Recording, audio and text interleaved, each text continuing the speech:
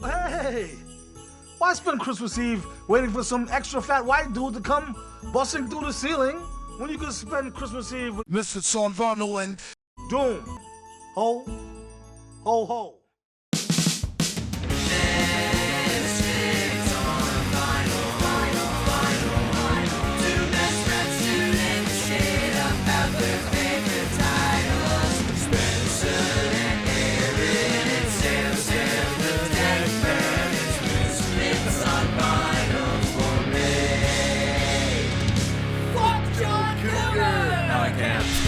Nailed it, dude. Nailed it this week. On the first day of Misfits, my true love gave to me Bruce Springsteen. On the second day of Misfits, my true love gave to me Fleetwood Mac and Bruce Springsteen. On the third day of Misfits, my true love gave to me Tyler, the Creator, Fleetwood Mac, and Bruce Springsteen. On the fourth day of Misfits, my true love gave to me Michael Jackson, Tyler, the Creator, Fleetwood Mac, and Bruce Springsteen. On the fifth day of Misfits, my true love gave to me Alanis Morissette, Michael Jackson, Tyler, the Creator, Fleetwood Mac, and Bruce Springsteen. On the sixth day of Misfits, my true love gave to me CKY in the Bahamas, Alanis Morissette, Michael Jackson, Tyler, the Creator, Fleetwood Mac, and Bruce Springsteen. On the seventh day of Misfits, my true love gave to me Christopher Cross, CKY in the Bahamas, Alanis Morissette, Michael Jackson, Tyler, the Creator, Fleetwood Mac, and Bruce Springsteen. On the eighth day of Misfits, my true love gave to me Bibby O, Christopher Cross, CKY in the Bahamas, Alanis Morissette, Michael Jackson, Tyler, the Creator, Fleetwood Mac, and Bruce Springsteen. On the ninth day of Misfits, my true love gave to me Daft Punk, Bibby O, Christopher Cross, CKY in the Bahamas, Alanis Morissette, Michael Jackson, Tyler, the Creator, Fleetwood Mac, and Bruce Springsteen. On the 10th day of Misfits, my true love gave to me Chet Baker, Daft Punk, Bibby O, Christopher Cross, CKY in the Bahamas, Alanis Morissette, Michael Jackson, Tyler, the Creator, Fleetwood Mac, and Bruce Springsteen. On the 11th day of Misfits, my true love gave to me The Strokes, Chet Baker, Daft Punk, Bibby O, Christopher Cross, CKY in the Bahamas, Alanis Morissette, Michael Jackson, Tyler, the Creator, Fleetwood Mac, and Bruce Springsteen.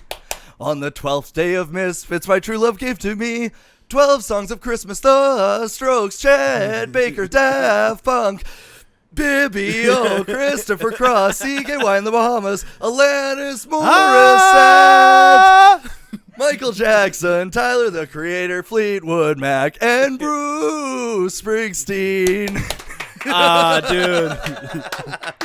Just for some info, I did not know that was coming. That was a surprise. Well done, Spencer. Dude, I was rehearsing that literally all week so that I wouldn't fuck up the order. I could hear it in your voice, actually. You were very hoarse. Oh, that was brilliant, man. Oh, Jesus. I just love that our 12th episode is the Christmas episode. It just worked perfectly.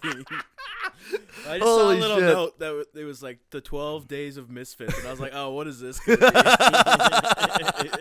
Well done, Spencer. Well done. Shit. All right. Well, welcome to Misfits on Vinyl. My name is Spencer Streichert. I'm an actor, comedian, and one of your hosts. My name is Aaron. I'm also one of your hosts. And Aaron is an actor who was in a Christmas show. Yes. Called Home for the Holidays. I've been in a couple Christmas shows, and believe it or not, I know I don't look the type, but this year I played Santa for the second time in my life. I was going to say, that's a recurring role for you. Yeah, I've been Santa now twice in my life. Once while I was in university, and this was for charity. I played Santa in grade 5. Nice. I fucking killed it. My audition was who could say ho, ho, ho the most believably. You want to hear it? Yeah. Ho ho ho! Oh ho ho ho! Oh ho ho ho! Oh ho ho ho! So, I was Santa in like for this charity event, and I thought there would be like children there. No, it was all just grown men, and they all came and sat on my lap. And it's like I'm a part of this little charity club thing, and we do stuff. And I was like making jokes. I was like, "Oh, you've been naughty this year. You've been vaping again." Ho ho ho ho ho! They all sat on my lap, got a photo, gave him a gift. Yeah, dude, I got a picture with Santa yesterday, and I was smoking a cigarette, and I think that might be the first Santa picture where somebody was smoking a dart. Nice. Fucking hacking a hard one. No, I think Santa, like, I think he quits around Christmas time, but like during the year, he just like, I know he smokes a pipe. I mean, for sure, the elves got to be smoking something. Yeah, oh yeah. Like, they're fucking going ham all the time. They got a lot of toys to make. I'd say they're like Santa's pumping them up with meth, dude. Yeah, like, they got at least 2 billion toys to make. It's like Hitler with the Blitzkrieg, Santa with the Christmas rush. Give them methamphetamine. Let them have it. Oh, fuck. A bunch of Gary Coleman's running around making gifts. What you talking about, Willis? What you talking about? Oh, fuck. Okay. We got to mention it again. Theme song by the Vidos. Thank you once again. Shout out to the Vidos again. Also, Sam did that amazing MF Doom fucking intro. Thank God, even in death, MF Doom supports us. Well, Sam has a connect, and Sam's close with the big man upstairs. And also the big man downstairs. Yeah, so he phoned in a favor. A lot of fire, if you know what I mean. Mm-hmm. Also, very warm today. We are sitting a little close to We are sitting close to the fire, but that's okay because my chestnuts need a roasting. I don't know why they're on your chest, but that's a good question. Dude, whose nuts aren't on their chest? Well, that's like, what is that movie? Haven't you ever had nuts on your chest there? What is that terrible movie 43, where he's got the nutsack on his chin and he's like wearing scarves? You know what's amazing is how that movie got made. Yeah, how did that movie get made? Just the fact that like that got pitched to a studio and they were like, yes, absolutely. They're like, put Hugh Jackman and Dennis Quaid. Put everybody in it. Let's make Gerard Butler an elf. Yeah. Put everybody in it. Yeah, Johnny Knoxville and Sean William Scott. Yeah. Yeah. All right. movie. So we gotta crack our Christmas beers. Yes. So these are from our official, non-official sponsor of the podcast, Cabin Brewing. This is something else. This is something else. You know what? I think it's going to be really something else. Sam said this was originally going to be called Santa's Little Helper. But then due to copyright infringement. I was about to say, yeah, they got copyright strikes. Yeah, they got copyright stroked. Stroked. Ooh. Stroked. That's where Santa comes down with lawyers and he pets you. And he's like, hey, quit using my name and likeness without my permission. Well, I thought it was more like Matt Groening, from the Samsons. The Samsons. The Samsons. Ooh, this has got a really nice color, Sam. Yeah, this is very green. A hazy IPA for the folks at home. Oh, nice. Is that 100% necessary? I'm gonna put it in the fire because, as you know, it's good to put aluminum in the fire. Yeah, it's good. All right, smelting it. Cheers. Cheers to a Merry Christmas and a Happy New Year. And a Happy New Year. And a Happy New Beer. Wow, that's tasty. Yeah, it's very hot. That it's very slaps me right in the chesties. Right in the chesticles. Right in the chesticles. According to you, you're in chestnuts. Right in my chestnuts. All right, so before we get into the 12 songs of Christmas, we have a couple things to discuss. We do. Yeah. Okay, so last week I had mentioned that I was going to be going to a corporate show right after this, and I did. And this corporate show, my first ever. I'm not exactly a corporate comedian. No. It went fucking amazing. The company had hired me specifically. They wanted me specifically. They worked with my rate. They did like all the things that you should do if you're working with like a corporation. And so anyways, I do the party. It's great. I was contracted for 25 minutes. I ended up doing a fucking hour. Nice. I was having so much fun with the crowd. I tried out some new shit that like actually killed, which I was happy about. And there was another comic who's like, let's just say, for lack of a better term, and to be nice, completely out of touch and an utter fucking dinosaur. That's a I think you were really tasteful with your choice of words there. That was very smart. I think that was quite the nice thing to do. So I had responded to one of his Instagram stories and just said like, yeah, like because he was doing a corporate, and I was like, oh, you're doing your last corporate, I'm doing my first. I guess I'm the Christmas closer. Anyways, he's like, you're doing a corporate gig? And I was like, yeah, and then he didn't respond. He left me on red. The next fucking morning, he writes a goddamn novel. It was a little passive-aggressive. It was passive-aggressive. It's a nice way of saying it. This massive fucking blog post that didn't need to happen, that was only liked by open micers, by the way, which is really funny, where he basically just goes through and he's like, you shouldn't be doing no one should be doing corporates unless they're ready for it. It took me years to get ready for corporates. You don't know how hard it is. Blah, blah, blah, blah, blah. Your low rates are undercutting everybody else's Your undercutting is what's taking away our jobs. I'm thinking, no, it's the fact that you're fucking out of touch that's taking away your jobs. Yeah, Nobody thinks that you're funny, and that's what's taking away your jobs. There was a couple parallels to, like, if you were in the U.S. and you were talking about immigrants and maybe a fan of Trump. It was like, they're taking away our jobs. Yeah, there was a little bit of that. So anyways, what I thought was really funny was the post right below that post was Kenny Hotz saying, like, shouting me out that I was going to be opening for them, like 2 days earlier. This is just how the Facebook algorithm is so beautiful sometimes. Anyways, so that's right below that post. And I screenshotted it and sent it to the group, and I was like, it's funny, both of these posts are about me. And then, so somebody else made a post that was really funny. Very funny. I'll shout them out because they'll fucking go balls with it. I don't really give a fuck. Alex Byron, super funny. You might know him from TikTok. He opens for Ryan Long Bunch. He's a super funny guy. He makes a post where he goes, hey, I just want to, I'm thinking about doing some corporates this year. I don't really care. I'll do it for whatever rate. I just want to fuck around and have fun. I'll tell them I'll do clean and then work dirty, and just, fucking makes a big-ass joke. Anyways, Aaron... I came to the rescue. So, nobody does my boy Spencer dirty. Not on my watch. So, I joined this Facebook group. I went out of my way to join this Facebook group. And then I commented. I tagged the guy who made the post about Spencer. And I was like, hurry. There's a gate to keep here. And they deleted my comment. Yeah. It was so fucking good, though. Yeah. It was legitimately one of the funniest things I've seen. And, here's the thing. I don't want to start beef with people. But if people are going to be just douchebags for no reason... I'm all for it. Yeah, then I'm just like, I'll shut your shit down. I've been off social media long enough now where I'm back and I'm just full-fledged vengeance. Let's argue about anything. But I'll also say this. I made because I didn't respond to either of those posts, right? I was just like, I'm gonna not give this guy the fucking... Well, you brought it up on our podcast. I did, but yeah. I'm not gonna name who he is. Yeah, also, he's not gonna listen to this. He's too fucking high on his own farts. He's too busy doing corporate gigs. Yeah, exactly. Yeah. No, dude, he's a busy working comic. Yeah. Fucking don't give him shit, all right?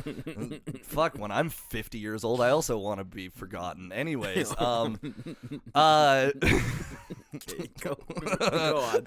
I made a post where I just basically was like, instead of responding to any of that, I just made my own post where I was like, I talked about opening for Comedian Spencer, and then I talked about my first corporate gig being such a success and how the company wants to hire me again, and how I fucking did an hour and they all loved me and all this stuff. And that motherfucker liked the post, and I went, yeah, you did. Nice. Yeah, you did. I fucking win this round. Well, now everybody's been caught up on the tea, all the fun stuff that's been happening. But yes, like I said, I will always defend you on Facebook, Spencer, through thick and thin. I fucking love that. We got each other's back, my boy. Nobody fucks with the Misfits. Me and my 22 friends on Facebook are coming for you. We're coming for you. Me, my grandma, my aunts and uncles, my father, we're coming for you. Oh, fucking hell. All right, so Misfits on vinyl. We usually review an album. Yes, we're doing it different this week. We sure are. It's not a recusode, although I do recommend these songs. Most of them, some of them. We're gonna talk about it. We'll talk about it. But this week, instead of doing an album, we're gonna do 12 pop songs. 12 pop Christmas songs. Yes. By popular artists or songs that have been cemented in time as an amazing Christmas anthem. Mm-hmm. And there are quite a few in this list. There are 12 of them. And I feel like we picked a good mix. We didn't go for all the classics. Yep. There's a couple classics in there, but there are some newer ones. Yep. Some little more off the beaten path sort of picks. Yep. And we did not do any Mariah Carey or Michael Bublé. No Michael Bublé or No Mariah Michael Carey. Bublé. But I do have a fun fact about Mariah Carey in All I Want for Christmas.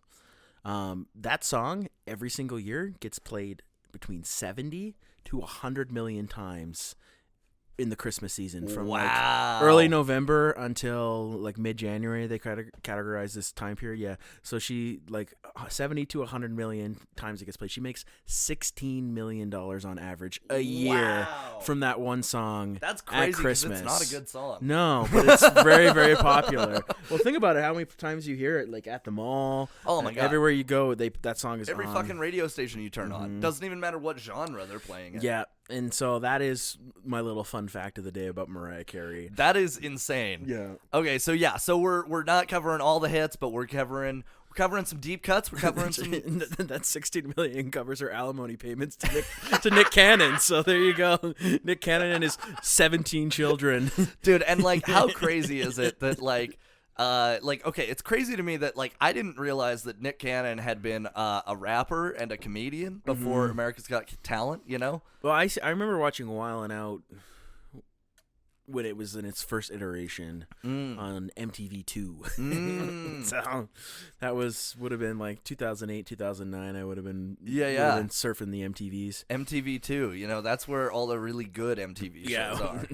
Now all MTV is what is it? Rob Dyrdek whatever Ridiculousness, ridiculousness, on repeat. It's like, what happened? Did you know that actually is like one of the most syndicated shows of all time? Really? Which is insane. He makes like, I think it's like 300 mil a year from that show alone. And it's terrible. It's not good. It's Tosh.0, but less funny. No, it's like obviously less funny than Tosh.0, but it's like America's funniest home videos, even if the videos weren't even funny. It's like, watch this guy crash on his skateboard for the next half an hour. And we'll repeat it and play it in slow motion. Look at that. Whoa.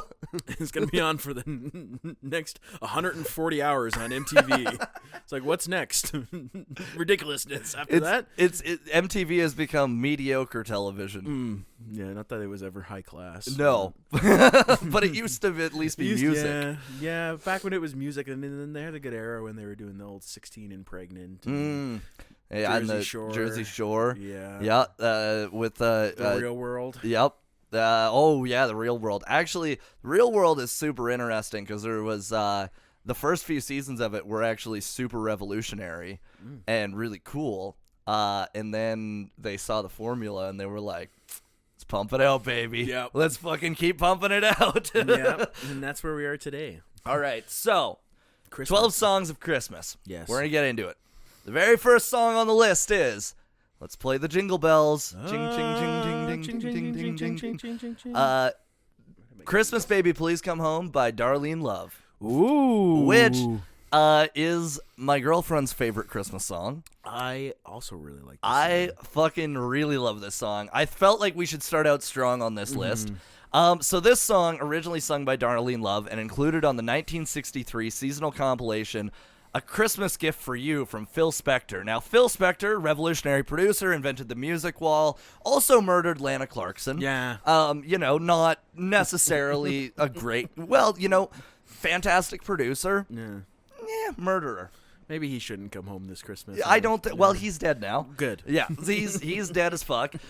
For some God. reason, I thought that he looked more like Howard Stern, and then I looked at pictures of him, and he did not. No, so, I think there's the one photo where he kind of looks sternish, but yeah, and but that's the only one. So I was kind of bummed about that because I thought that he looked more like Stern. Anyways, Christmas Baby Please Come Home was released November 22nd, 1963. Upon the release, the song did not find commercial success, but in later years, it went on to become a Christmas standard, and it charted for the first time on the Billboard Hot 100 in 2018, where it peaked at number 16. wow. It has also peaked at number 7 on the holiday chart. Okay, so a little bit about Darlene Love. While she was still in high school in 1957, she sang with the Echoes, which was a mixed-sex doo-wop group. She then was invited to join the little-known girl group known as the Blossoms. Now, the Blossoms were hired by Phil Spector to record He's a Rebel in 1962, and she was paid $5,000 for this recording. This was the first time that they worked together. So $5,000 by today's standards with inflation would probably be about $45,000. Nice. So, like, not bad for, like, a one-session recording, good, you know? And especially because back then they didn't do residuals for basically anybody. So that's not a bad deal. Anyways, Phil Spector originally wanted Ronnie Spector of the Ronettes to sing Christmas Baby Please Come Home, but she didn't but Ronnie didn't have the emotion needed for the song. Darlene did, and it became her signature tune. She was only 22 when she recorded that. I love the part of the song where it kind of switches up and like the singing deck the halls, but it's not like Christmas at all. And I remember when you were here and all the fun we had last year. Christmas, Baby lights on the tree. Christmas. I don't know the rest of it. Fucking so good though. It's so good. It is emotional, and it's one of those Christmas love songs that are really, really good. They're actually the good ones. Yeah, Christmas love songs. And you know what? Like, there's so much power in her voice that like you can't it. Literally, she fucking takes the song. It's a really good one. This is one I like to listen to at Christmas. Yeah. Okay, so in 63, Spector decided that the song was strong enough to warrant a non-seasonal version, and he wrote a version titled Johnny Baby Please Come Home, which Love also performed. This version was released to the public in 1976 as the final track on the Spector compilation album, Rare Masters Volume Number 2. Okay, what's really funny is that Phil Spector just seemed to have a lot of, let's just release compilations. Fucking come in, sing one song, and then get the fuck out. And then he probably made all the money off of the sales, and that's why he paid people fucking oodles in those.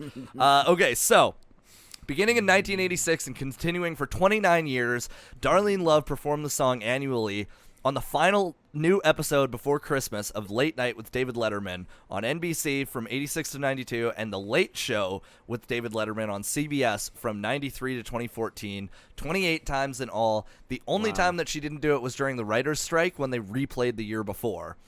Now, beginning in 2015, though, after Letterman left, the tradition of Love's annual performance of the song moved to The View on ABC, where it was from 2015 until now. And it's continued to be the last edition of the new episode.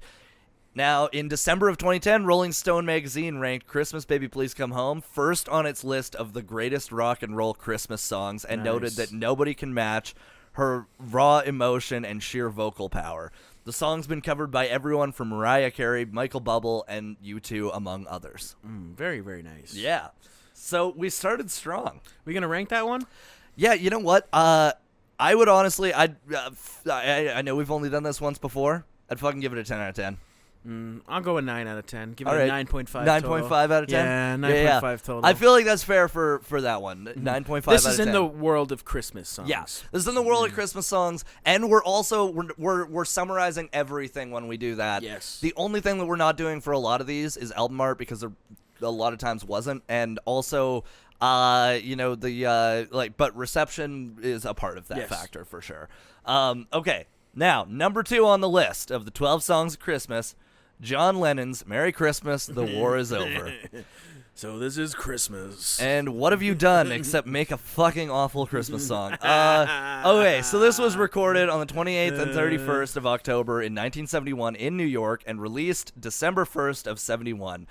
It is Lennon's 7th single as a solo artist, and it is the culmination of more than 2 years of peace activism undertaken by John Lennon and Yoko Ono that began with the bed-ins that they conveyed in March and May of 1969, the first of which took place during their honeymoon. Now, the bed-ins are a very weird thing. Yeah. They just laid in a bed and fucking people walked around them. Very Nice. weird. A weird dude. They were strange together. They were very strange together. She's weirder without him, honestly, which is amazing. Okay, so recognizing the accessibility and popular appeal that made this 1971 single, Imagine, a commercial success compared to the other songs he had released, Lennon concluded, "Now I understand what you have to do. Put your political message across with a little honey."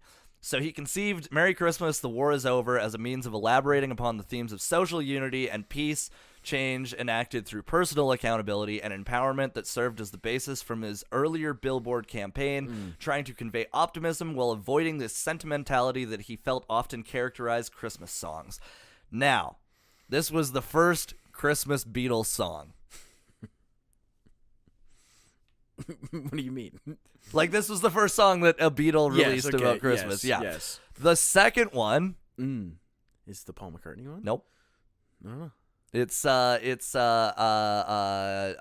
George Harrison's Ding Dong Ding Dong. Oh, Ding Dong Ding Dong. Nice. And then it's Paul McCartney. Nice. And then Ringo started his old album. Nice. Which nobody knows about. I didn't know about that either. Yeah. Thanks for putting me on the spot, Spencer. Yeah, this song is like one of those make you feel guilty Christmas songs. Usually played with a World Vision coming commercial. from a guy that abandoned his child and beat his first wife. So Yeah. really making me feel the Christmas spirit. Making me feel the Christmas spirit. Now, what's really funny that you mentioned that, so the song begins with spoken Christmas greetings from Ono and Lennon to their children from previous marriages. Ono whispers, "Happy Christmas, karaoke." And then Lennon whispers, "Happy Christmas, Julian." Which I think is the only time he ever acknowledged Julian. Yeah. Anyways, I didn't know that until I was doing the research for this, and then I had to crank the music up to hear it. I still couldn't hear Yoko, which is the first time that's ever happened, and was kind of a blessing, honestly. No, I was like, you're right with that. I was like, thank fucking God. So now, connection to the first song. When Lennon first played this demo for Phil Spector, the producer remarked that the song's opening line, "So This Is Christmas," was rhythmically identical to the 1961 single "I Love How You Love Me" by the Paris Sisters, which Spector himself had produced. At the recording studio, Lennon instructed the guitarist to incorporate mandolin-style riffs similar to the ones heard in Try Some, Buy Some, a single that Spector and George Harrison had produced in February of that year for his wife, Ronnie Spector, formerly of the Ronettes. And Spector also included percussion instruments of the sort he used on the 1963 album A Christmas Gift for You, which was the one that Christmas Baby Please Come Home was on. There you go. This single peaked at number 36 on the Cashbox Top 100 Singles and number 28 on the Record World Singles Chart, number 3 on the Billboard Christmas Singles Chart. The single subsequently reappeared on the Billboard Christmas charts in 72, 83, 84, and 85. Nice. It's also in a lot of real sad-ass commercials. Yeah. It's it reminds me, it's got the same sort of Sarah McLachlan Arms of the Angels sort of vibe. Yeah. Like Christmassy. It's not fun. No, not happy. I don't like when this one comes on the radio. I don't either. I'm going to go 5. I'm going to go 4.5 out of 10. You know, I think it's the least good Beatle Christmas song. Which is saying a lot. Yeah, it's true. You have a whole album of Ringo's. Yeah. Okay, so number 3 on the 12 songs of Christmas. Woo! Do They Know It's Christmas Time at All by Band-Aid. Okay, this is another one make you feel guilty Christmas songs. But ironically, we laugh at it now. Yeah, the lyrics in this is literally something I've been talking about all the Christmas season. Like the lyrics in these songs, the song is so like condescending towards the people of Ethiopia. Yeah, and like really, not a good message to come from a bunch of multi-platinum selling artists, in my opinion. So it was a song that was written. It's a charity song written in '84 by Bob Geldof and Midge Ure to raise money for the 1983 to 85 famine in Ethiopia. It was first recorded by Band-Aid, which was a supergroup assembled by the two, consisting of popular British and Irish musical acts at the time. It was recorded in a single day at Sarm West Studios in Notting Hill, London in November of '84. Now, do you know who's in Band-Aid? I'm going to guess Bono. Bono is in Band-Aid. I guess the Bob Geldof guy. He's from Boomtown Rats, isn't he? He is, yeah, yes. I'm assuming he's in it. I think he is, yes. Okay, who else? You okay, got the list in so front of you. for vocalists, we got Bono, we got Phil Collins, who also did nice. the drums on it, George Michael, And then members of Spandau Ballet, Culture Club, Duran Duran, and Kool and the Gang. Culture Club, nice. Karma, Boy George. chameleon. Nice. And then Duran Duran, that's nice. Yeah, Kool and the Gang, also pretty fucking cool, and the gang. If they're like, yeah, no, it's funny they got Duran Duran out of Hungry Like the Wolf. Anyways, the lyric of this song is terrible. Like, there's like the land where nothing grows. Oh God, there's no rain or river flows. And you know what? I really don't like how on the fucking nose they were with this. Thank God it's them instead of you. Yeah, like what the fuck? There won't be snow in Africa this Christmas time. Which is not true. I don't know if you know this, but there are quite a few peaks in Africa that have quite a bit of snow. Yeah, well, it's a pretty fucking diverse continent with a lot of different. The only bells of Christmas that ring in Africa are bells of doom. Like, it's like just horrendous. And not our friend MF. No, it's horrendous. It's fucking bad. Yeah, no. Now, do you want to hear the absolutely painstaking part? What? It sold 1 million copies in the first week, becoming the fastest-selling single in UK chart history, and it held this title until 1987 when it was overtaken by Elton John's Candle in the Wind. It sold over 2 million copies around the globe and raised more than 24 million. The supergroup's success was seen as a large increase in celebrity diplomacy and inspired similar actions of support from countries such as Canada, France, Spain, and the United States. The success also influenced 2 organizations of live benefit concerts run by celebrity charity, and these were USA for Africa and Live Aid, which were broadcast in over 160 countries. Band Aid and Live Aid combined raised about $150 million for famine relief effort in Ethiopia. I wonder how much of that actually fucking went there. I don't know. That's a good point, but the Live Aid concert, pretty sick. Pretty fucking sick. Yeah, no. Honestly, Freddie Mercury. Yeah. Just that and Live Aid. And Dire Straits there, too. They do Money for Nothing with Sting. That's pretty good. But, yeah, no, it's a little bit too on the nose, this one. Yeah. I mean, it is fucking a catchy song, though. It is catchy. It sucks that it gets stuck in your head. I know it's Christmas time at all. Which is also, like, doesn't really account for, like, religious beliefs in Ethiopia. I don't think. Although Ethiopia is a predominantly Christian country. Yeah, they are a predominantly Christian country. But that being said, because they're broadening it to all of Africa in this song. We've turned out the fire. Sam, the fire's gone. Can you restoke it? Can you restoke the fire? Oh no! You know what? Fuck it. If it's gone, just shut the TV fire. off. The fire has turned into the Golden Gate Bridge. Well, you know what? That is on fire. When they're talking about Africa though as a whole, they're missing out on a lot of shit, you know? Yeah. They're missing out on Muslim people. They're missing out on like different sects of like smaller religions. I feel like in Africa at the time there might have been a few more poignant issues for the people living there, whether or not they knew about Christmas, like civil wars or apartheid. I was hinting more at apartheid. Also, civil wars, apartheid, yeah.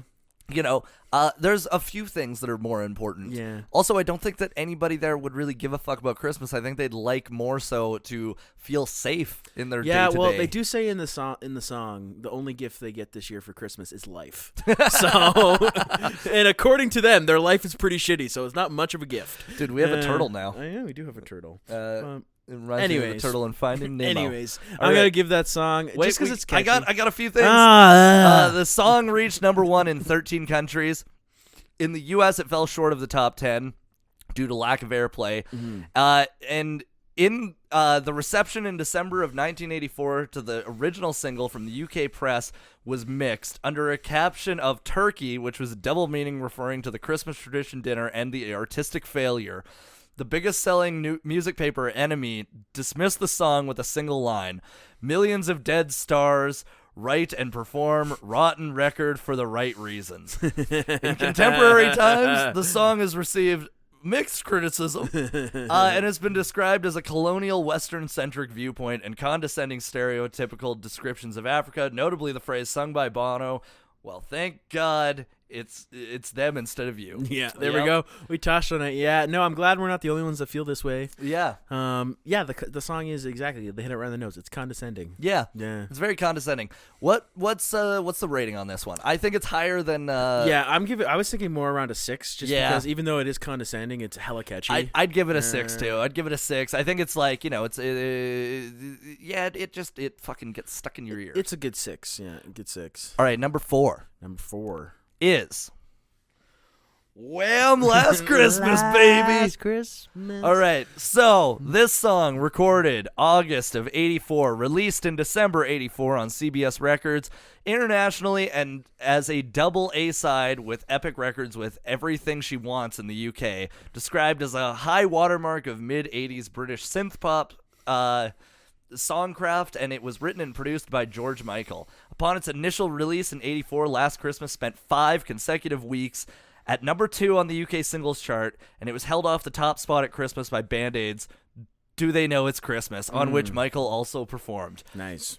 So, after many chart runs in subsequent years, which included 3 more weeks at number 2, and which saw the record becoming part of RCA's records catalog, the song finally reached number 1 in the UK singles chart on New Year's Day of 2021, and the chart week ending on the 7th of January, and that was more than 36 years after its initial release. Wow.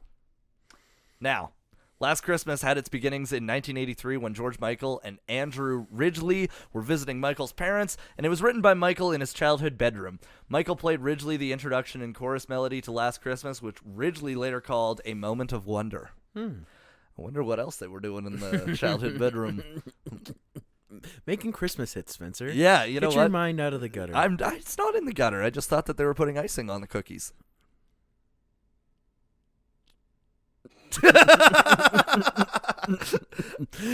This song is a banger. It's a really good Christmas song. It's a fucking bop. It holds up. It stands the test of time. Now, what's crazy is George Michael wrote, performed, produced, and played every single instrument on the track with a Linn drum machine, a Roland Juno 60 synth, sleigh bells, and that's it.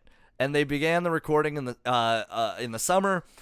Michael having plastered the studio with Christmas decorations to set the mood, and the only other people in the studio were the engineer Chris Porter and 2 assistants. Nice. According to Porter, lyrically, you've got the happiness of the rhythm track, but against that, you've got the sadness of the unrequited love.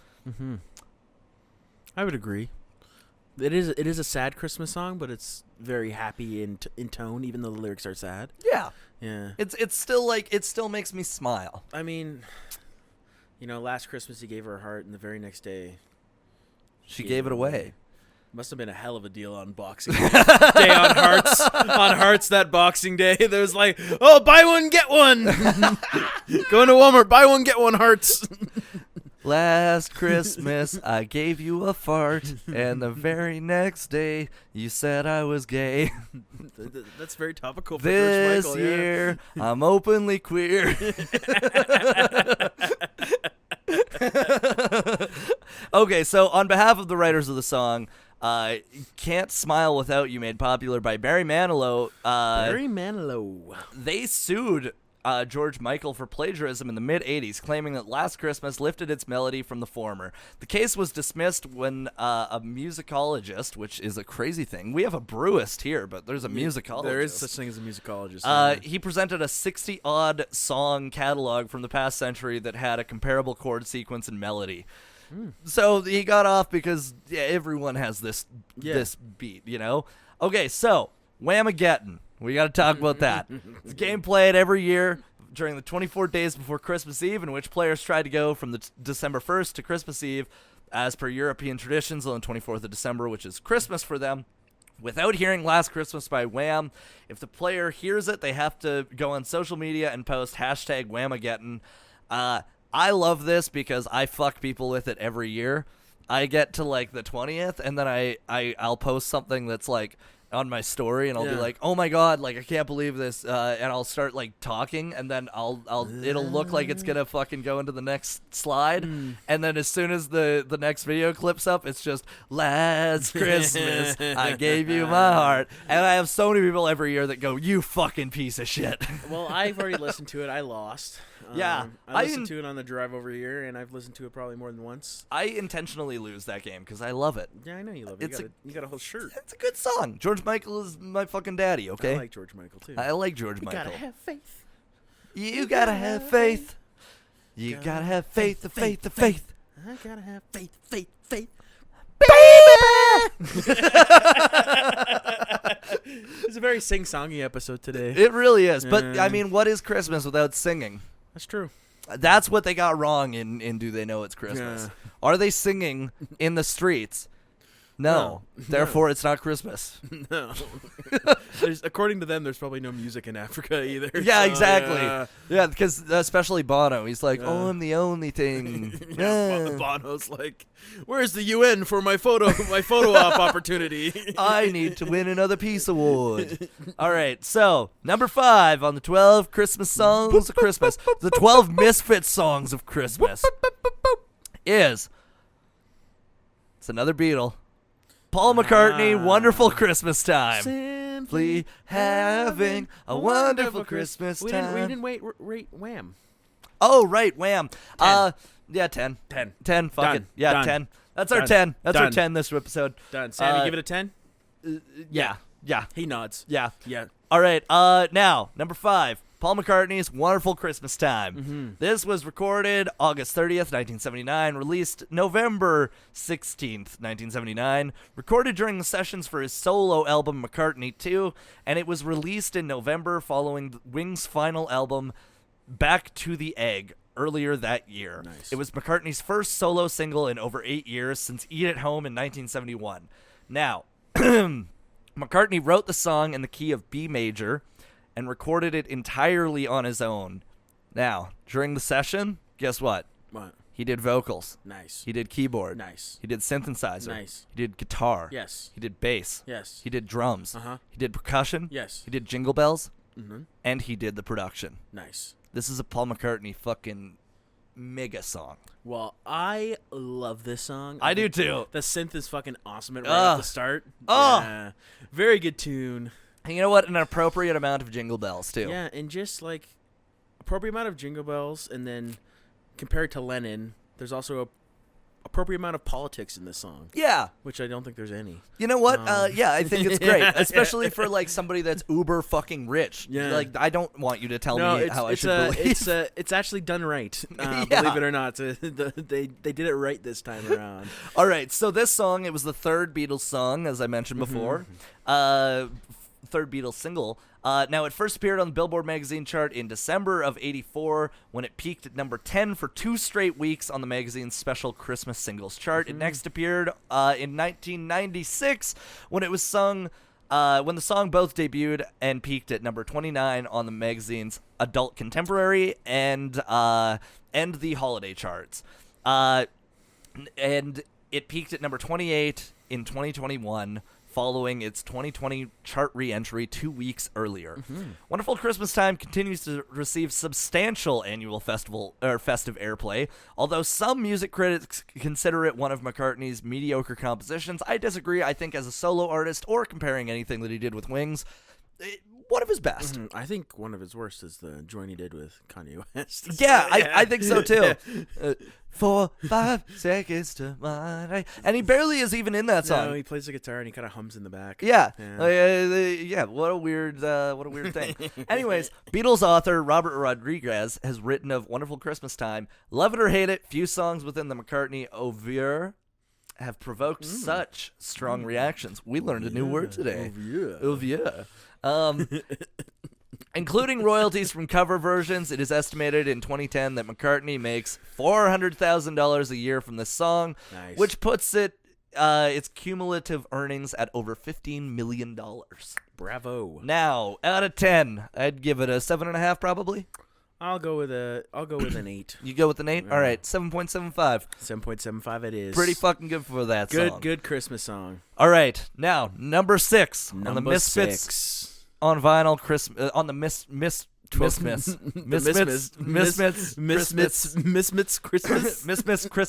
12 songs of Misfits. Christmas. This Christmas. Coming soon. Christmas coming soon. All right, number 6 is Ariana Grande's Santa Tell Me. Santa tell me If you really care, don't make me fall in love again, 'cause he won't be here next year. Santa tell me if he really cares. All right. This song is good too. It's so good. This one's actually a bop. Like I didn't really know this one. Like I had heard it before. I never had to give it a thorough listen. But man, is this song ever catchy. It's so good. It's super catchy. And you know what? Like for a contemporary Christmas song, it really does hold up. Yeah, like, she's done well on this. She's done well. So Yeah. this was released November 24th of 2014. It was written by Grande. It was written by 3 people: Ariana Grande, Isla, who wrote and co-wrote and produced "Problems" with her and Jennifer Lopez's "First Love," and Savan Kocha, who co-wrote and I Can't Feel My Face and "Love Me Like You Do" by Ellie Goulding. Nice. Santa Tell Me is a Christmas song with influences of pop and R&B. It was written in the key of G major. Her vocals span from B3 to A5. Lyrically, the song features Ariana asking Santa to tell her if her new beau really cares and if he will leave her like men in the past have. Now, very relevant for the 2010s. Yeah. You know, a lot of ghosting happening there. Well, but not the ghosting of Christmas past, present, or future. One was a physical. One actually became a ghost. So that one's not her fault. Yeah, one actually became a ghost. So that one's not on her. Oh, that was good. Oh, fuck. And one of them looks like a ghost still. So, you know, fucking hell. I shortly after Mac Miller had passed away, like a month later, I tweeted, $100 says Mac Miller still looks better than Pete Davidson. And I think that's still probably true. Yeah, but yeah, no, this was so some of them are not her fault. I give her that. Holy fucking hell. She doesn't have the Taylor Swift problem. Like, yeah, no, for sure. Okay, so Ariana used the hashtag 10 days till Santa Tell Me on Twitter to initiate the 10 days countdown to the song's release. And she also performed the song for the very first time on November 18th of 2014 at the 2014 A Very Grammy Christmas concert in the Shrine Auditorium in LA. Now, Robbie Daw of Idolator opined. Never heard of that. Opined. Another new word. That's a new word. We're learning things. Opined that the song was a cute, harmless stocking stuffer that ticks all the necessary boxes, and that there's a classic instrumentation, a hummable chorus, and lyrics that reflect a mixture of festive seasons with the possibility of heartbreak at the holidays. Nice. It, you know what? Good fucking summary of the song, I think. In my opinion, good summary. Brian Mansfeld of USA Today negatively compared it to Mariah Carey's All I Want for Christmas Is You, further commenting that the song fell short in its attempt to become a seasonal staple, which he was fucking wrong about, because it's become a seasonal staple. You hear it everywhere now. I like this song, yeah. Yeah. No, I think he's wrong about that. I like it more than All I Want for Christmas Is You. Yeah. So, and as we've discussed, critics don't know what the fuck they're talking about. No, that's why we come in. That's and why save we the come day. in. Yeah, we save the day. Yeah. So I mean, I'm giving this a good rating. Yeah, I'd say. I'm definitely gonna give this a good rating. Billboard ranked it as 13th in their 100th best Christmas albums of all time, and the song is the highest ranked among those released in this century. Suck it, Michael Bubble. Santa Tell Me has recurrently charted in several nations every year since its original release. You're wrong. In 2014, I'm not on board with this. In the United States, Santa Tell Me debuted at number 65, and it is just charted Michael every Bublé, fucking year that it's been out. Because every single year it just keeps coming back out on the charts. Yes. Yeah. Yes. All right. Out of 10, what would we give it this one? I'm giving it a 7. Giving it a 7? Yeah. All right. I'll go 7 too. Yeah. I'll just make that one easy. Nice. All right. No math involved. No math involved, which is good. That's one less problem we have. Also, you said something about producing Jennifer Lopez's first love, and I was going to make a joke about, I thought Ben Affleck was her first love. He's also her new love. Yeah, they're married now. They're rekindled. The phoenix on his back is burning for Jennifer Lopez. Worst back tattoo I've ever seen. You know what? Yeah. Worse than yours, dude. Dude, I got a pretty bad one. It's worse than yours. All right, so number 7 on our Misfits of Christmas, 12 songs of Christmas. Coming soon. Is Elvis's Blue Christmas. Blue Christmas without you. I'll be so blue this Christmas. All right, so this song was recorded September 5th, 1957, released October 15th, 1957. Written by Billy Hayes and J.W. Johnson, it was first recorded by Doy Odell in 1948 and was popularized the following year in 3 separate recordings. One by country artist Ernest Tubb, who is fucking great. I love Ernest Tubb. One by musical conductor and arranger Hugo Winterhaller and his orchestra chorus, and one by bandleader Russ Morgan and his orchestra. Now, famously, Elvis didn't want to record it, so they did it in one take to make it weird. Nice. The late Millie Kirkham, the Nashville singer who sang soprano during the session, recalled Presley saying, "Let's just get this over with." Nice. During an interview at the Country Music Hall of Fame and Museum, she said everyone involved in the recording had the same reaction. "That's one record the record company will never release," she said. Presley's original 1957 version was released as a commercially available single for the first time in '64. The single also hit in the UK, reaching number 11 on the British singles chart in '64. And it was certified gold in Australia, Denmark, and the UK, reached US Billboard Christmas Singles number 1, Hot 100 number 33, and Christmas Songs 55, Holiday 100 number 12. Nice. I like the song, but my favorite Elvis Christmas song is Mele Kalikimaka. Yeah. I like that song because it makes me think of my favorite Christmas movie, National Lampoon's Christmas Vacation. Nice. And I actually have a story involving my acting career being Elvis. So back when I was in elementary school, every grade did a play at Christmas. And you did Mexican every Elvis? Year.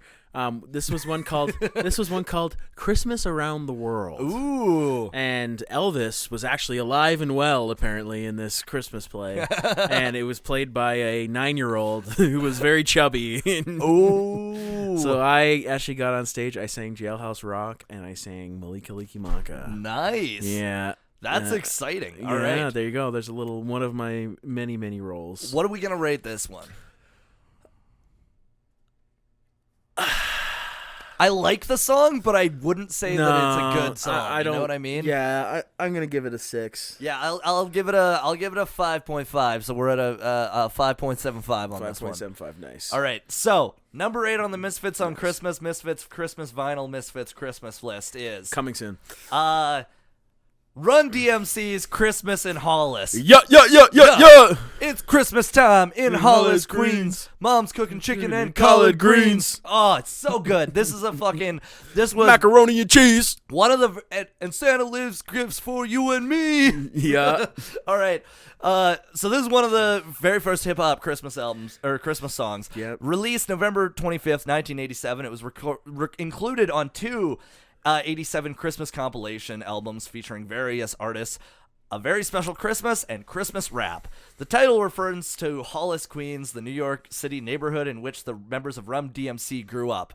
Now, when Bill Adler first asked Run DMC to contribute to A Very Special Christmas, the first in a series of various artist compilation albums he produced to benefit the Special Olympics, they refused. And then afterwards, Bill was like... he was given the director of publicity at Rush Productions, which managed Run DMC. He gave the band an idea for Christmas in Hollis, and they changed their minds, and they were like, yeah, fuck it. Other artists on that album included Whitney Houston and Bruce Springsteen. Nice. This single was produced by Rick Rubin. Oh, fuck yeah. Shout out to Rick Rubin. Once again.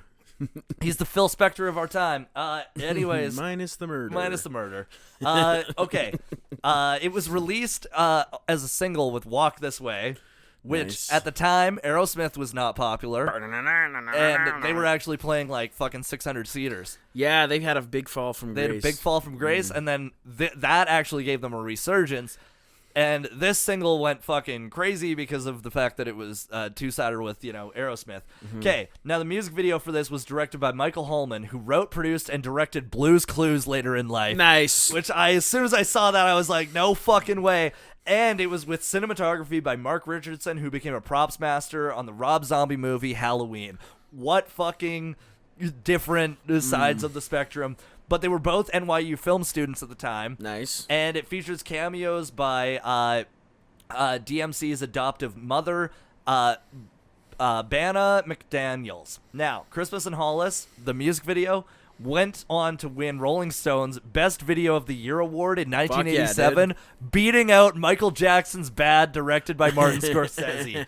How fucking insane is that? So what I've just garnered from that section of the podcast is that Blue's Clues better than Scorsese. Yes. Is really what you're getting at. Yeah, well, I mean, Steve from Blue's Clues? That makes perfect sense. It makes perfect sense. And also, you know what? Shout out to Steve from Blue's Clues for coming back and giving us all that message during the pandemic. I was about to say, that was a real sweet That was a message fucking sweet message. I love that shit. Yeah. Fun fact about myself, I auditioned for the Blue's Clues reboot. Nice. Yeah, I did not get it, obviously. Yeah, that's why we're doing this podcast. It's because you're not allowed that near children. That is a part of it. That is a part of it. Little does everybody know. You piss on one playground. You piss on one playground. And they got to register every year. You pee on one child in a cart, and all of a sudden, you're a problem. All right, R. Kelly, relax.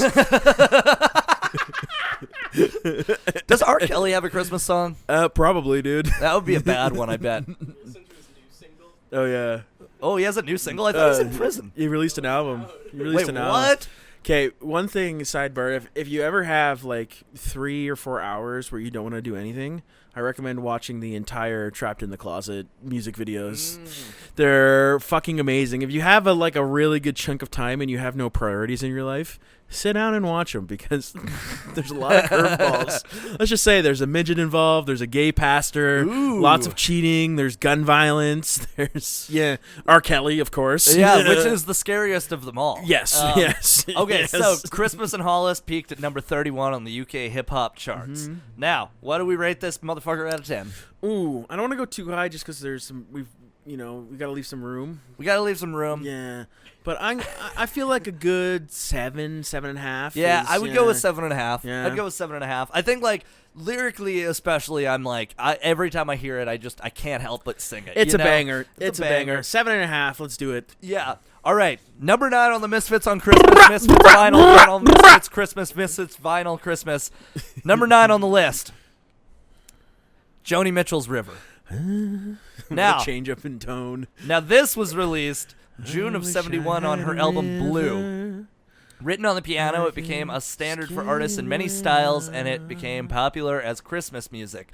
Although it was never released as a single, River holds second place among Mitchell's songs most recorded by other artists. Do you know what her first is? Big Yellow Taxi? Yeah, it is. Also, did you know, this is a fun fact about Joni Mitchell, she played her very first live show in Calgary at where Leopold's is now. I didn't know that. Yeah. And I didn't know that because you told me that last week, but yeah, I didn't know that. And you know what's crazy about that? Yeah. Tea House is on that block, and I perform there every week. So I'm one step away from being Joni Mitchell. You have a Joni Mitchell origin story. I have a Joni Mitchell origin story. All you need to do is catch polio, and you'll be... Yeah, and then she did have polio. Remove my songs nobody listens to from Spotify. I actually really like Joni Mitchell. That kind of hurts that she did that. Yeah, that hurt me too. This River, most famously, is covered by Sarah McLachlan. Which I've just been waiting to say that all episode. Sarah McLachlan.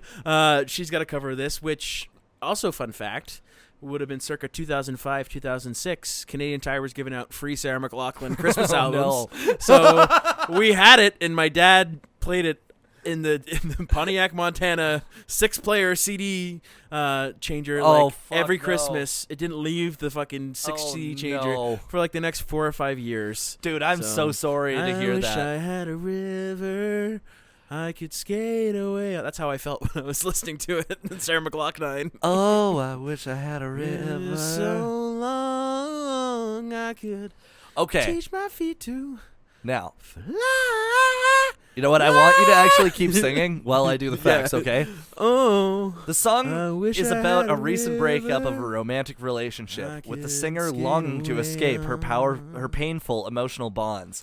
It is thought to be inspired by Mitchell's 68 to 70 relationship with Graham Nash of Crosby, Stills and Nash. Although the song is merely set near Christmas time rather than being about Christmas, it has become something of a modern Christmas standard. Writer Will Blythe, maybe related to my friend Tom Blythe, believes the song is connected to a visit to Capitol Hill that Mitchell made with then-boyfriend James Taylor, who Taylor Swift is named after. Name a James Taylor song. I don't know, I'm blanking. Fire and Rain. That's the only one I know. Okay, nice. I was trying to think of the Joni Mitchell lyrics. And a caroling session with his family, the Taylor family, and Mitchell. It is certified gold in Canada. In 2011 and 2012, it was on the Canadian Adult Contemporary chart, number 41, the U.S. Holiday Digital Singles Billboard, number 33. In 2021, it was ranked number 247 on Rolling Stone's 500 Best Songs of All Time. Now, what would we rate this out of 10? I would give it a 7. Give it a 7? I'll give it an 8. 7.5. 7.5. All right. Now, number 10 on the Misfits on Christmas Misfits Vinyl Misfits album list is Tyler, the Creator, You're a Mean One, Mr. Grinch. You're a mean one. Now, this was released October 24th, 2018. Nice. It's co-produced by Danny Elfman of Oingo Boingo and 4-time Oscar-nominated composer. Oingo Boingo. Oingo Boingo. Mm-hmm. Weird Science. From my heart and from my soul. Weird Science. Weird Science. Okay. On October 24th, 2018, it was announced that Tyler, the Creator, would feature on the Dr. Seuss The Grinch soundtrack, creating a new song, I Am the Grinch, and also creating a hip-hop cover version of the song You're a Mean One, Mr. Grinch. Mm-hmm. Now, on November 15th, he announced on Twitter that he would be releasing Christmas songs themed around the Grinch on November 16th, and it was a 6-song EP, music inspired by Illumination and Dr. Seuss's The Grinch. Tyler commented that by making Christmas-themed music but not making it too Christmassy was the goal, and keeping 7-year-olds in mind, but also wanting the parents to listen also. It was separate from the Grinch soundtrack. Mm-hmm. There's not a lot to find about the Grinch soundtrack. Rolling Stone writer Brendan Klagenberg said Tyler's offering an update of You're a Mean One, Mr. Grinch is not going to climb the pop charts like Happy. It follows the same simple structure of the beloved original, which is, in essence, a mid-60s diss song about how gross the Grinch is, but adds drums, strings, Tyler's unmistakable baritone, and a chorus of children. I'm not saying I'm going to listen to it, but like a lot, but there is some real tension to the song, and by the end, Tyler's prowess as a producer is plain. This single did not chart. I actually, one thing I'd say, like you said, his intention was to, make a Christmas song not sounding so Christmas. It does sound like a Tyler, the Creator song. Yeah. Like from the beat and everything, it sounds like a Tyler, the Creator song, so I'm not... You're a mean one. You really are a heel. He did a good job. He did. Yeah, I like it. He did a better job than the movie did. Yes. Okay, now this is a generational thing. I fucking hate everything about the Grinch except for the 1960s cartoon. Okay, strangely enough, I agree. I do not, like, controversial opinion here. Don't flame us. The Jim Carrey Grinch is not good. Yeah, it's not so good. bad. Not good. And you know what? So many people are like, the Grinch, with Jim Carrey, and I'm like, no, I'm, the OG one, and they're like, because they'll call the fucking Jim Carrey one the original one. I'm like, no, that's not the original one. That's a really bad one. I didn't like that movie. Benedict Come On Face is also not great. That one is bad. Yeah. Come on back. Sorry. Come in batches. Yeah. Come in batches. Yeah. Okay, out of 10, what are we rating this one? I am giving it a 6.5. 6.5. All right. I will give it a 6, so it's a 6.25. 6.25. All right. Number 11 on the Misfits on Christmas. Misfits Christmas is coming soon. Johnny Cash's Christmas as I Knew It. This is one I was not familiar with. This is one that I think a lot of people were not familiar with. But I will say this. Funny enough, Siobhan didn't know the last song in our list, but she knew this one because her family is like super into like they're super music heads, right? Like they know a fuck ton of music. So they listen to weird shit. Like when we did the Chet Baker episode, and I was like, yeah, Aaron didn't know who Chet Baker was. She was like, really? He didn't even know the Christmas album, and I was like, Siobhan, your family is the only one that listens to the Christmas album. Like, I was like, that is not a regular thing. Okay, so Johnny Cash's Christmas as I Knew It, recorded August 14th, 1959, released the 17th of September, 1963. Okay, so this was released on the 11th. Okay, so this was actually released on the 11th of September on his album, The Christmas Spirit. It was recorded between then because there was a lot of songs that were recorded in this time that were not released. They were just back cataloged. This was his first Christmas album, but his 7th studio album. The album had 4 original Christmas songs written by Cash and 8 tracks originally penned by other artists, including Blue Christmas and Little Drummer Boy, which had previously charted in 1959 on the singles chart, country singles at number 24. Little Drummer Boy is probably the one that everybody knows for like Johnny Cash Christmas songs. I picked this one because it's I think a deeper cut, and it's a song that has a little bit more meaning, you know. So it's a country folk song about a poor family at Christmas, as told in first-person perspective by Cash, about like not having the farm didn't do well that year. They don't have money to give Christmas presents. Yeah. So they make dresses for the girls out of fucking flour sacks, and they have a meal, and they whittle each other toys, and then they see that the family like down the road has it even worse than them, so they go and give them some coal, and it's a pretty fucking somber song. Co-wrote by June Carter and Jan Howard, who Jan Howard had 30 charting singles on the country chart. She was an Opry member, and she had a super interesting life. She lost 2 children. She, in the midst of her career, she kept kind of having waves in her career, but she was a prolific songwriter. And it was produced by Don Law, who had produced Johnny Horton's Battle of New Orleans and Marty Robbins' El Paso, which both topped the charts. Nice. This album charted at number 7 on the U.S. Billboard Holiday Album Charts. I'm interested to hear your thoughts on this one, So I like Johnny Cash. I wasn't familiar with this particular song, but it's like classic Cash. He's kind of talking, singing. Like it's really, really nice. Like I enjoyed it. Yeah. I felt a personal connection to it because I'm from a poor farm family, so I that's the thing that I really related to Johnny Cash on, even when I was a kid, was the fucking songs where he would tell a story about, people being fucking poor. Yeah. But that's literally it. That's what made him popular. It's a Johnny Cash song through and through. It's storytelling. It's, so I really enjoyed it. I thought it was a nice one. Yeah. It was a nice surprise. I don't hear a lot of Christmas songs that I'd be like, oh, I never heard this one. And usually it's like, oh, there's a reason why I've never heard this Christmas song. Yeah. Didn't really feel that way. So yeah. And okay, so rating this one, I'd probably go 7.75. Yeah, I'll go 7.5. 7.5. Let you do the math. Fucking 7.625. There we go. Repeating. Okay. Now, the last song on our Misfits on Christmas, Misfits, final 12 songs of Christmas. Coming soon. Is AC/DC's Mistress for Christmas. Mistress for Christmas. Now, this one, I was actually surprised that, a couple of people said they hadn't heard this one. Yeah, it wasn't on, a Christmas album or anything. No, and it was released on the Razor's Edge, which was kind of it was a big bop comeback album for them. Like, that album had Thunderstruck on it, which has become such a fucking iconic song at so many sporting events and stuff. I just remember it from bull riding, because right before the bull riding would start, they would start playing it, and it just, every time I hear that song, I get my blood just gets pumping a little bit. It's a hype song. I'm like, I might die. That's what would go through my head every time.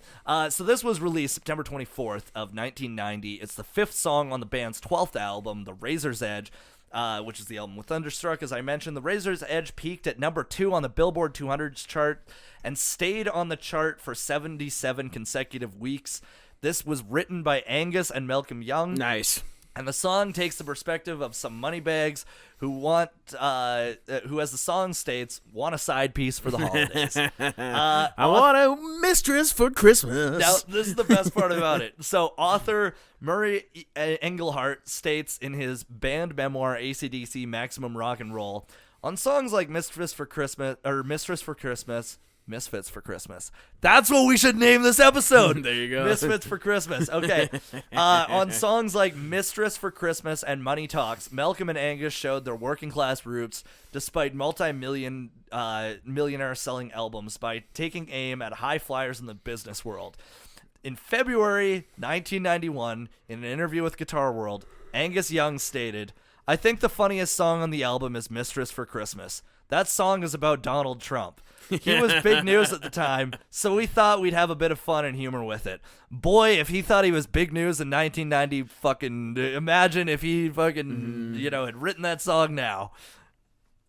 Yeah, no. Imagine if they made Home Alone 2 now. Ooh. It would be Elon. Yeah, it would probably be Elon. It would be Elon. And it would be even more awkward acting. Yeah.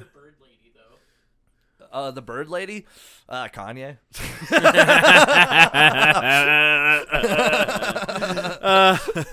Money Talks is a good song too, actually. Yeah, Money Talks is a good song. I haven't listened to AC/DC in a long time. You know what's funny is like AC/DC, it's like, I think that a lot of people kind of disregard them because they're like, oh, they're just like the fucking, they're so overplayed and stuff. But it's like, there's kind of a reason for it. Yeah, well, I remember my dad had the album with Back in Black on it. Ooh, yeah, Back in Black. Yeah, well, that's the album. Yeah. And it's got Hell's Bells, and they got, I've got big balls. Yes, You've got big balls. Chuck me out. And he's got the biggest balls of them all. You ever heard that song? Yeah, dude. My balls are so big and voluptuous. And that's also the album with Shoot to Thrill on it. My personal favorite is For Those About to Rock. Mm-hmm. I loved the album art. It's just that like kind of bronze with the fucking cannon on it. The opening song For Those About to Rock is just so fucking good that like that about to rock. That just guitar intro, just that. No, there's something badass about like being like 9 or 10 years old and fucking in the hockey room about to go play hockey, and someone the dad's put on Thunderstruck, and you're like so hyped, dude. You're gonna go out and like, yeah, no, there's something hype about that. AC/DC definitely has the hype rock down, the big stadium rock deal. 100%. Have you ever seen them live? I have not. I was so bummed that I did not get to. They played Commonwealth a couple years ago. I remember. And they also had Axl Rose as their vocalist for a while. Really? Eh? Yeah, to fill in, which is crazy because it was Guns N' Roses opening for AC/DC, and Axl Rose was doing both fucking 2-hour shows. Craziest thing I ever saw when we're talking about vocalists is Marilyn Manson blew off a fucking concert in Toronto.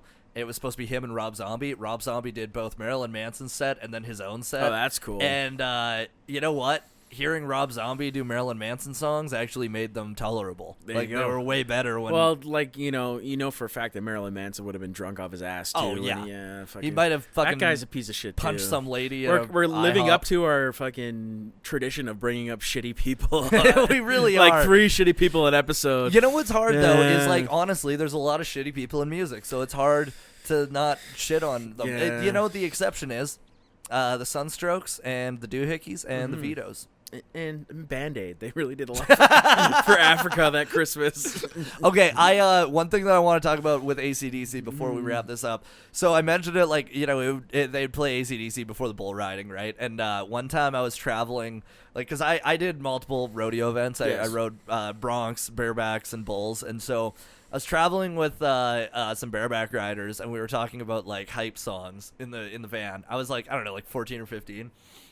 And one of the guys that was in the bareback riding, which is the first event in rodeo, right? Like they always have like the bareback bronc as the first event because it's exciting and it gets people into it. But it's not the bull riding. Like bull riding always has to be last because you can't fucking follow it. It's like it's the pinnacle, the sickest thing in rodeo. It's the sickest fucking thing. It's the most dangerous. It gets the crowd hyped. Anyways, he's like. We were talking about hype songs, and he's like, "Yeah, you know what? You know, you're lucky as a bull rider because you get to ride to AC/DC.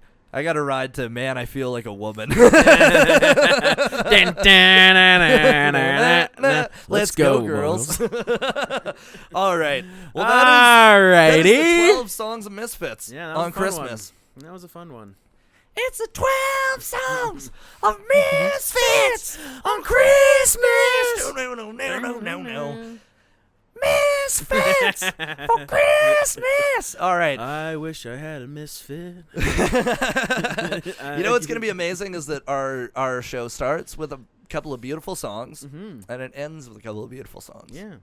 And I guess we mentioned this last episode, but I'm not sure exactly what the plan is. But are we taking a break over Christmas here? What's the deal? You know what? I feel like so we have to record one for the first week of January, but I don't think that we're gonna have anything out the week that Christmas comes out. So this will be our last episode until the new year, because we wanted to take some time off, and it's worth it. I guess I should probably mention I'm doing Cold Lake on New Year's Eve. Nice. So come out to that. I'm also in Lethbridge the 20th and 21st of January. So very nice. Come out to that. And other than that, I think we got a lot of exciting things coming up. We got a lot of exciting things. I cannot wait to show you guys what we got going on. I'm excited for when we spill the guests. Yeah. Honestly, that's going to be a lot of fun. There's going to be a lot of really cool people walking through these doors or Skyping in. Skyping in, mostly. Yeah, mostly. But we will have a couple of in-persons. So happy holidays. Merry Kwanzaa. Happy Hanukkah. Happy New Year. And anal contusions. Bye-bye. Thank you for listening to this episode of Misfits on Vinyl, hosted by Spencer Streichert and me, Aaron Walsh, and of course produced by Sam the Tech Man, Sam Lindsay. If you like us, please rate us, subscribe to us, share us. Our socials are Misfits on Vinyl Podcast on Instagram and TikTok. If you want to send us an email with any suggestions or criticisms, we love that shit, so send it away. It's misfitsonvinyl@gmail.com. We love you guys. Thank you.